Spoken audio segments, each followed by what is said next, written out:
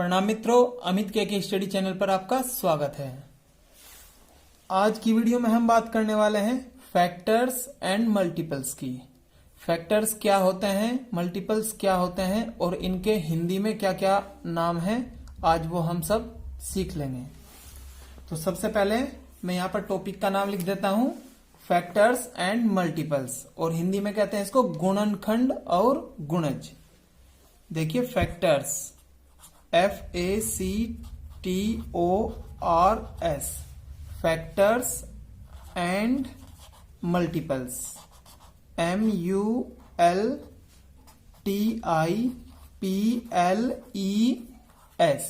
Multiples, factors and multiples.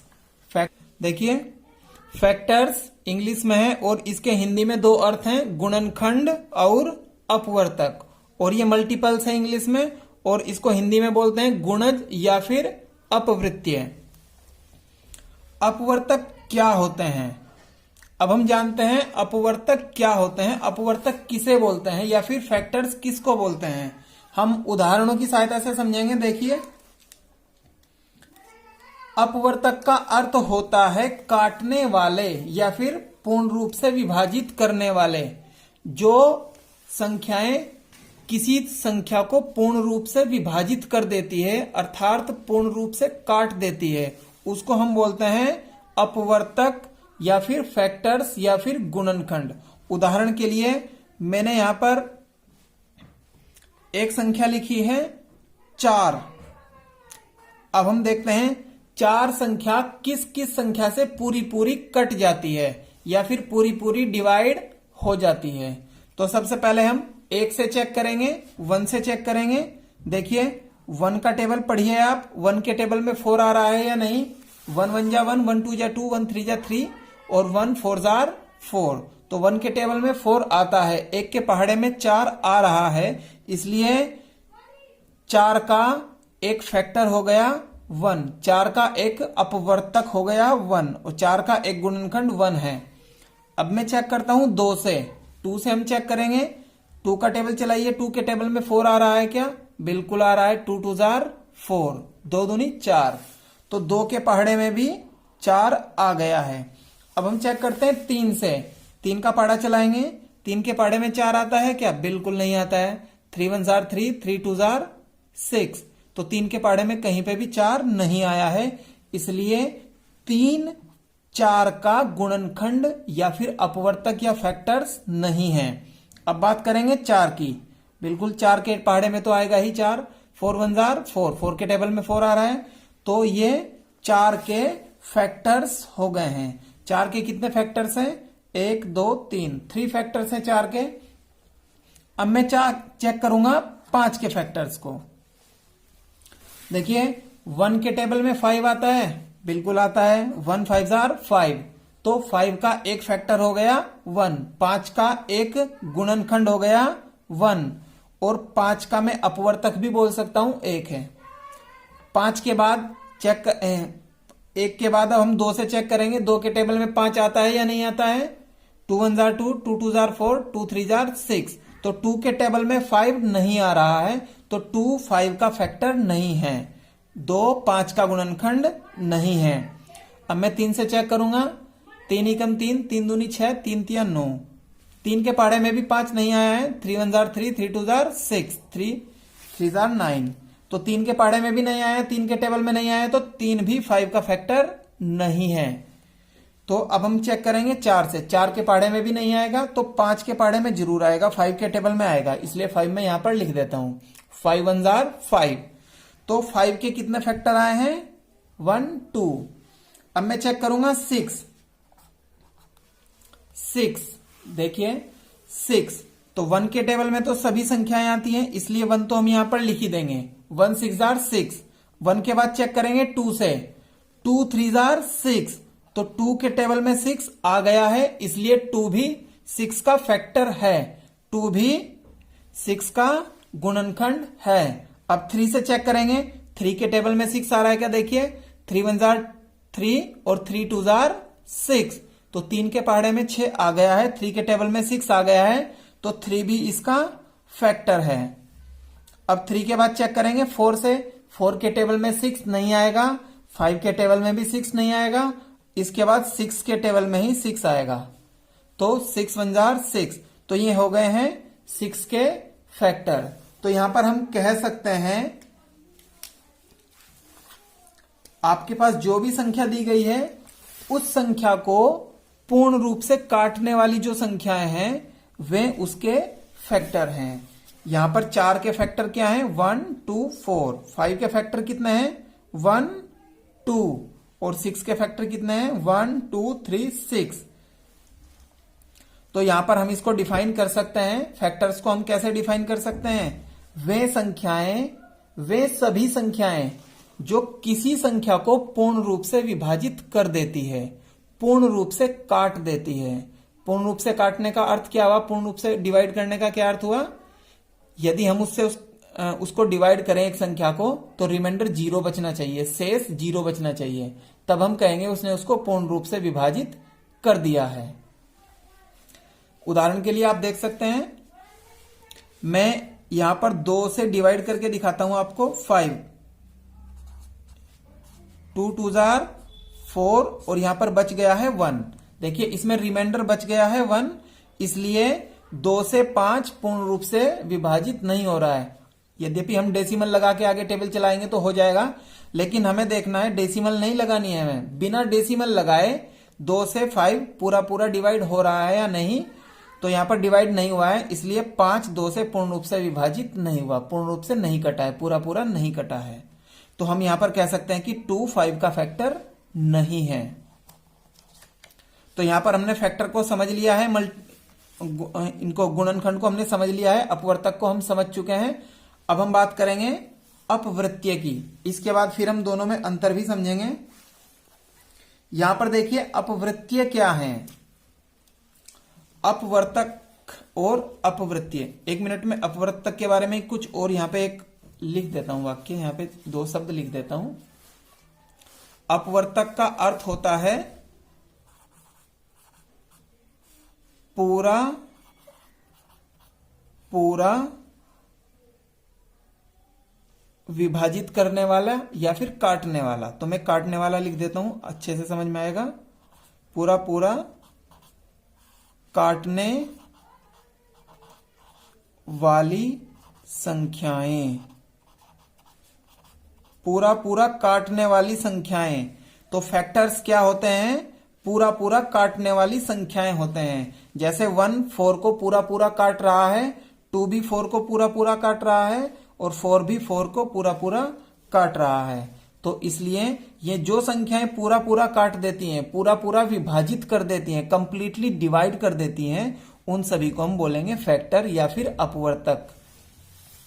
अब मैं बात करता हूं अपवृत्तीय की। अपवृत्तीय जिसका नाम गुणज भी है और इंग्लिश में मल्टीपल्स भी है। तो अपवृत्तीय के बारे में हम यहां पर लिखेंगे, देखिए ध्यान से आप। अपवृत्तीय यहां पर था पूरा पूरा काटने वाली संख्याएं, और ये होती है पूरा पूरा कटने वाली संख्याएं।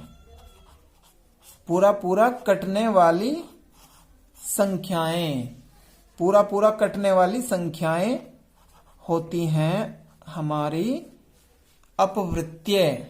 पूरा पूरा कटने वाली संख्याएं होती हैं अपवृत्तीय, मल्टीपल्स या फिर गुणज। जैसे यहां पर हमने लिखा है, यहां पर एक संख्या लिख दी है हमने, चलिए मैं 4 ही लिख देता हूं। देखिए तो 4 से पूरा पूरा कटने वाली जो संख्याएं हैं वो सभी 4 की अपवृत्तीय होंगी या फिर 4 के गुणज होंगे या 4 के मल्टीपल्स होंगे। तो 4 से कौन कौन सी संख्या पूरी कट जाती है? तो 4 एकम 4, 4 से 4 भी कट जाता है, 4 के टेबल में 4 आ जाता है।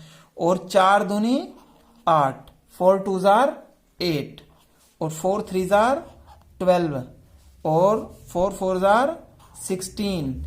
इनको हम बहुत दूर तक लिख सकते हैं, इनको हम काउंट नहीं कर सकते हैं, गिन नहीं सकते हैं, क्योंकि ये अनंत तक चलती हैं, इनका कभी भी अंत नहीं होता है। तो ये पूरा पूरा कटने वाली संख्याएं ये होती हैं अपवृत्तीय यानी मल्टीपल्स होती हैं ये। या फिर हम ये कहें कि किसी संख्या के टेबल में आने वाली जो भी संख्याएं हैं वो सभी उसके मल्टीपल्स होते हैं, वो सभी उसके गुणज होते हैं। तो पूरा पूरा कटने वाली संख्याएं हम बोल सकते हैं, या फिर टेबल में या पहाड़े में आने वाले नंबर्स या संख्याएं, ये होते हैं यहां पर गुणज। एक संख्या में और लिखता हूं, 6 भी लिख देता हूं। चलिए 6 के मल्टीपल्स जान लेते हैं। हम बताएंगे 6 के मल्टीपल्स। तो देखिए 6 के मल्टीपल्स, 6 1 जार 6, 6 2 जार 12, 6 3 जार 18। तो ये सब 6 के मल्टीपल्स हैं। ये 6 के अपवृत्तीय हैं, गुणज हैं। 6 एकम 6, 6 दूनी 12, 6 तिये 18, 6 चौक 24। इस तरह से चलते जाएंगे। ये सभी हैं 6 के मल्टीपल्स या फिर 6 के अपवृत्तीय या फिर 6 के गुणज। तो अब हम यहां पर जानेंगे इनमें क्या अंतर होता है, मल्टीपल्स और गुणज में क्या अंतर होता है। तो देखिए अंतर को सीखते हैं, इनमें अंतर क्या है। इधर मैं फैक्टर्स के बारे में लिखूंगा और इधर मल्टीपल्स के बारे में लिखूंगा। यहां पर हमने देखा है जो अपवर्तक होते हैं, अपवर्तक जिनको हम फैक्टर भी बोलते हैं, फैक्टर्स भी बोलते हैं, गुणनखंड भी और अपवर्तक भी, इनकी संख्याएं सीमित होती है।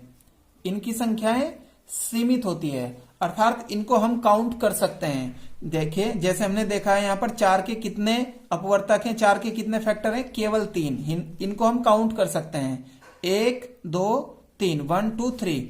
और यहां पे यदि हम बात करें मल्टीपल्स की, तो मल्टीपल्स में हम देख पा रहे हैं 4 के कितने मल्टीपल्स होते हैं, 1 2 3 4, आगे भी आएगा 4 5 जार 20, 4 6 जार 24।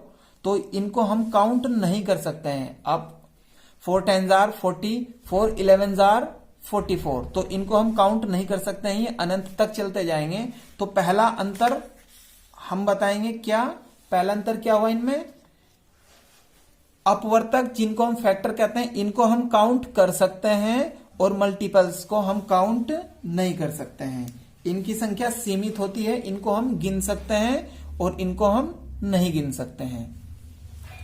दूसरा अंतर, यदि आप इन अंतर को अच्छे से समझ पाएंगे तो आपको एलसीएम और एचसीएफ संबंधी समस्याओं को हल करने में बहुत ही सरलता होगी। तो यहां पर हम देखेंगे फैक्टर्स संख्या से छोटे होते हैं या फिर संख्या के बराबर हो सकते हैं। ये संख्या से छोटे, संख्या से छोटे या संख्या के बराबर, संख्या के बराबर होते हैं, बराबर होते हैं। तो यहां पर हमने देखा है जो फैक्टर्स होते हैं वो संख्या से छोटे होंगे या फिर संख्या के बराबर। इंग्लिश में कहें तो फैक्टर्स आर इक्वल टू और लेस देन और equal to number. Factors are less than और इक्वल टू नंबर, वो संख्या से छोटे होंगे या फिर संख्या के बराबर। देखिए यहां पर हम चेक कर सकते हैं, हमारे सामने लिखा हुआ है 6 के फैक्टर यहां पे लिखे हुए हैं। तो ये फैक्टर 1 है, ये भी 6 से छोटा है, 2 भी 6 से छोटा है, 3 भी 6 से छोटा है और 6 के बराबर है। तो यहां पर फैक्टर्स क्या होंगे, संख्या के बराबर भी हो सकते हैं या फिर उनसे छोटे होंगे, उनसे बड़े तो बिल्कुल भी नहीं हो सकते। लेकिन मल्टीपल्स की यदि हम बात करें, मल्टीपल्स की यदि हम बात करते हैं तो मल्टीपल्स में हमने देखा है यहां पर 6 के मल्टीपल्स क्या हैं, 6 12 18 और आगे इससे भी बड़े आएंगे। तो यहां पर हम देख रहे हैं जो मल्टीपल्स है संख्या के बराबर तो वह भी है लेकिन बाकी सब उससे बड़े हैं। तो ये संख्या के बराबर या उससे बड़े होते हैं। संख्या के बराबर, संख्या के बराबर या उससे बड़े, उससे बड़े होते हैं। तो दूसरा अंतर ये मैंने बताया, एक अंतर मैंने आपको पहले बताया था वो मैंने लिखा नहीं है, चलिए वो भी लिख देता हूं। और इनकी पीडीएफ आपको यदि चाहिए ये जो यहाँ पर लिखा हुआ है, यदि आपको इसकी पीडीएफ चाहिए तो आप हमारे फेसबुक पेज को फॉलो कर सकते हैं, अमित के स्टडी। तो दूसरा अंतर मैं लिख देता हूं, यहां पर दूसरा अंतर भी मैं लिख देता हूं जो मैंने आपको पहले बताया था। दूसरा अंतर, फैक्टर्स क्या होते हैं? फैक्टर्स की संख्या सीमित होती है। फैक्टर की संख्या क्या होती है? सीमित। सीमित, सीमित का अर्थ होता है ये निश्चित होते हैं, इनको आप काउंट कर सकते हो, आप इनको काउंट कर सकते हो, इनको आप गिन सकते हैं, इनको हम गिन सकते हैं, इनको हम काउंट कर सकते हैं। और जो मल्टीपल्स होते हैं उनकी संख्या असीमित होती है। असीमित, असीमित, इनको हम गिन नहीं सकते, गिन नहीं सकते, गिन नहीं सकते, इनको हम काउंट नहीं कर सकते, इनकी संख्याएं असीमित हैं। तो अब हम यहां पर फैक्टर्स और मल्टीपल्स निकालना सीखेंगे। वीडियो बड़ी हो गई है तो इससे आगे की वीडियो में, इससे अगले पार्ट में लेकर के आऊंगा, ठीक है। आप उस वीडियो को जरूर देखना, और यदि आपको ये वीडियो पसंद आई है तो आप इस वीडियो को लाइक और शेयर करना मत भूलिएगा। तो मैं मिलता हूं आपसे इससे अगले भाग में, तब तक के लिए वंदे मातृभूमि।